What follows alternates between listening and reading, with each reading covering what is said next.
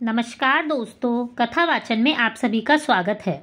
इस वीडियो में हम आपको कार्तिक महात्म्य का 27वां अध्याय सुनाएंगे। अगर आपको यह वीडियो पसंद आए तो प्लीज इसे लाइक, शेयर, सब्सक्राइब करना ना भूलें। कृष्ण नाम का आसरा, कृष्ण नाम का ध्यान, 27वां अध्याय जब लिखने लगा महान। पार्षदों ने कहा, एक दिन की बात है।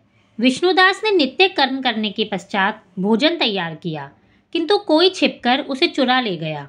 विष्णुदास ने देखा कि भोजन नहीं है, परंतु उन्होंने दोबारा भोजन नहीं बनाया, क्योंकि ऐसा करने पर सायंकाल की पूजा के लिए उन्हें अवकाश नहीं मिलता। अतः प्रतिदिन का नियम भंग हो जाने का भय था।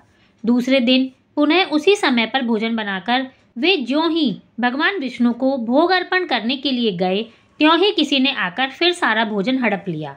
इस प्रकार लगातार 7 दिनों तक कोई उनका भोजन चुराकर ले जाता रहा। इससे विष्णुदास को बड़ा विस्मय हुआ। वे मन ही मन इस प्रकार विचार करने लगे, अहो, कौन प्रतिदिन आकर मेरी रसोई चुरा ले जाता है। यदि दोबारा रसोई बनाकर भोजन करता हूँ तो सायंकाल की पूजा छूट जाती है।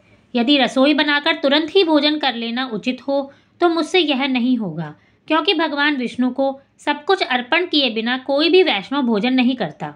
आज उपवास करते मुझे 7 दिन हो गए। इस प्रकार मैं व्रत में कब तक स्थिर रह सकता हूँ। अच्छा, आज मैं रसोई की भलीभांति रक्षा करूंगा।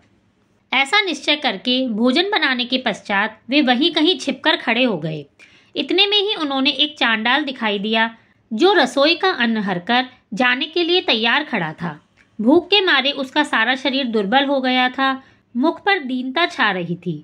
शरीर में हाड़ और चाम के सिवा कुछ शेष नहीं बचा था।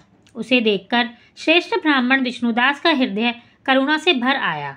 उन्होंने भोजन चुराने वाले चांडाल की ओर देखकर कहा, भैया जरा ठहरो ठहरो, क्यों रूखा सूखा खाते हो, यह घी तो ले लो। इस प्रकार कहते हुए विप्रवर विष्णुदास को आते देख वह चांडाल भय के मारे बड़े वेग से भागा और कुछ ही दूरी पर मूर्छित होकर गिर पड़ा। चांडाल को भयभीत और मूर्छित देखकर द्विजश्रेष्ठ विष्णुदास बड़े वेग से उसके समीप आए और दयावश उसके वस्त्र के छोर से उसको हवा करने लगे।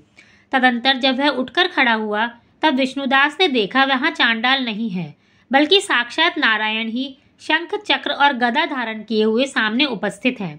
अपने प्रभु को प्रत्यक्ष देखकर विष्णुदास सात्विक भावों के वशीभूत हो गए। वे स्तुति और नमस्कार करने में भी समर्थ ना हो सके। तब भगवान ने सात्विक व्रत का पालन करने वाले अपने भक्त विष्णुदास को छाती से लगा लिया और उन्हें अपने जैसा रूप देकर बैकुंठ धाम को ले चले। उस समय यज्ञ में दीक्षित हुए राजा चोल ने देखा विष्णुदास एक श्रेष्ठ विमान पर बैठकर भगवान विष्णु के समीप जा रहे हैं। विष्णुदास को बैकुंठ धाम में जाते देख राजा ने शीघ्र ही अपने गुरु महर्षि मुद्गल को बुलाया और इस प्रकार कहना आरंभ किया, जिसके साथ स्पर्धा करके मैंने इस यज्ञ, दान आदि कर्म का अनुष्ठान किया है, वह ब्राह्मण आज भगवान विष्णु का रूप धारण करके मुझसे पहले ही बैकुंठ धाम को जा रहा है। मैंने इस वैष्णव धाम में भलीभांति दीक्षित होकर अग्नि में हवन किया, दान आदि के द्वारा ब्राह्मणों का मनोरथ पूर्ण किया, तथापि अभी तक भगवान विष्णु मुझ पर प्रसन्न नहीं हुए और इस विष्णुदास को केवल भक्ति के ही कारण श्री हरि ने प्रत्यक्ष दर्शन दिया है।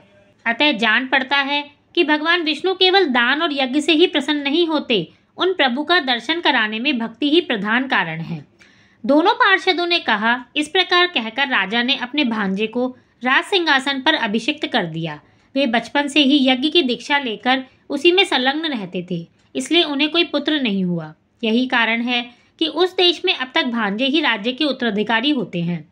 भांजे को राज्य देकर राजा यज्ञशाला में गए और यज्ञ कुंड के सामने खड़े होकर भगवान विष्णु को संबोधित करते हुए 3 बार उच्च स्वर से निम्नांकित वचन बोले, भगवान विष्णु, आप मुझे मन, वाणी, शरीर और क्रिया द्वारा होने वाले अविचल भक्ति प्रदान कीजिए।